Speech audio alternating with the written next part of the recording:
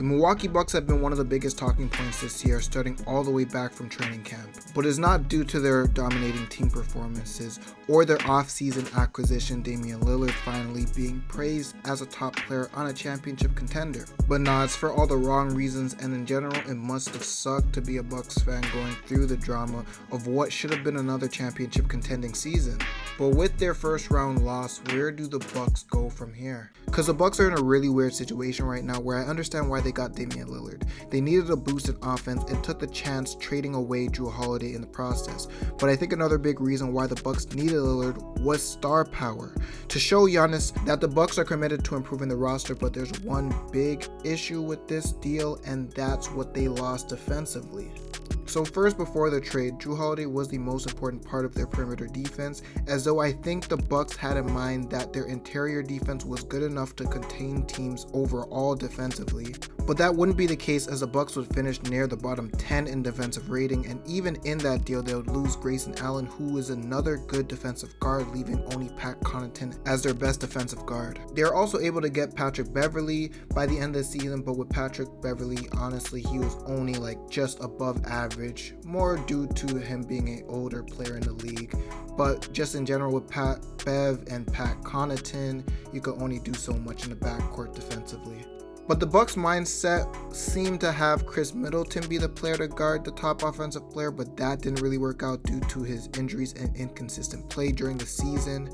Though I don't think the Bucks really took into account Middleton's recent injury history just due to what type of injuries they were, but he's still an older player, and I think you had to kind of look towards him getting lesser defensive assignments in a role similar to someone like Jaylen Brown, who had players like Derek White and ironically enough Jrue Holiday to cover the top defensive assignments. Another example would be in Jimmy Butler for the Heat, as they have Caleb Martin to basically just crash out for them on defense.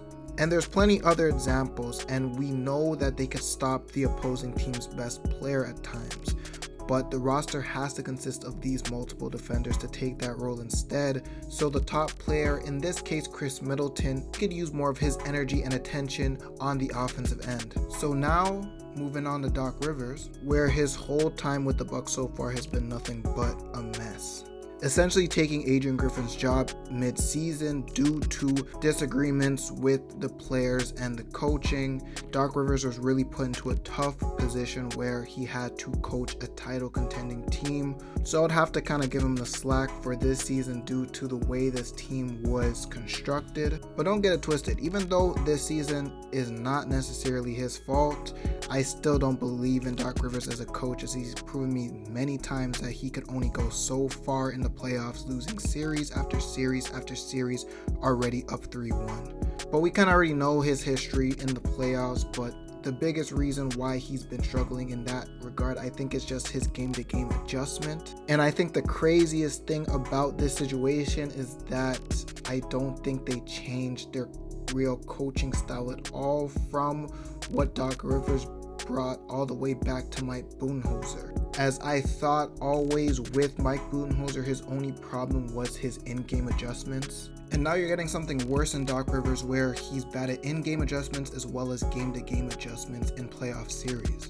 But the Bucks really put themselves in a corner, so they really had to go out and get the safest option, and they were right in Doc Rivers. But again, with Doc Rivers, he's only so good as a coach, and I don't believe he could actually get the Bucks into a championship level unless the Bucks roster is just way more talented than the rest of the league. This all leads to one question, that's if Giannis will be willing to stay with the Bucks or ask out. He's with an older team with a small market, and his top two players next to him kind of have a recent injury history, as well as a coach not known for getting it done in big moments. I'm not gonna lie, this would be a very easy answer. And for this answer, I'm gonna go off of two things: the type of person Giannis is and the history of the league. And due to these reasons, I think he stays long term, or at least plays out the rest of his extension. To talk about Giannis as a player, from the moment he entered the league, his improvement and his development has been astounding to everyone that has watched his journey. And part of it is due to the Bucks, and from the moment he was drafted till now, the Bucks have tried their best to build around Giannis and build a contender. and they have been contenders for the past 5 years, leading to a championship in 2021.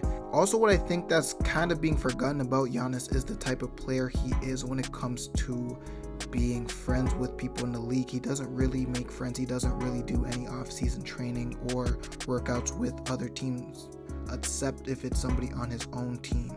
So I don't really think he has an interest in leaving the Bucks unless if it's another star coming onto his team. But with the other reason, going more into the history of the league, many international players in the past and present hasn't really been the type of players to leave teams on a whim.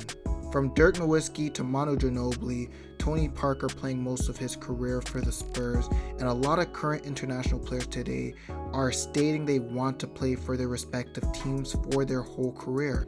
Now, I know a lot of players say they want to play their whole career for their teams and their mind changes over time, but from the outside looking in, it looks like Giannis would give the Bucks another chance to continue improving their roster, like a teammate of Giannis that did the same for his former team not too long ago.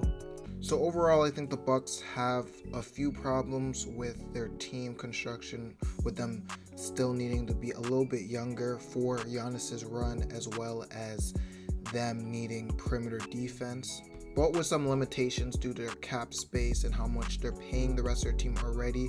It's going to be very hard to really get any acquisitions. So I think it's going to be a very tough offseason for them to try and get talent again for Giannis to compete for another championship.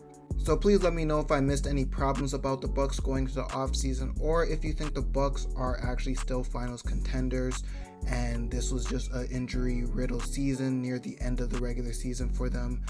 Thank you for watching the video. Please like and subscribe, and I'm out.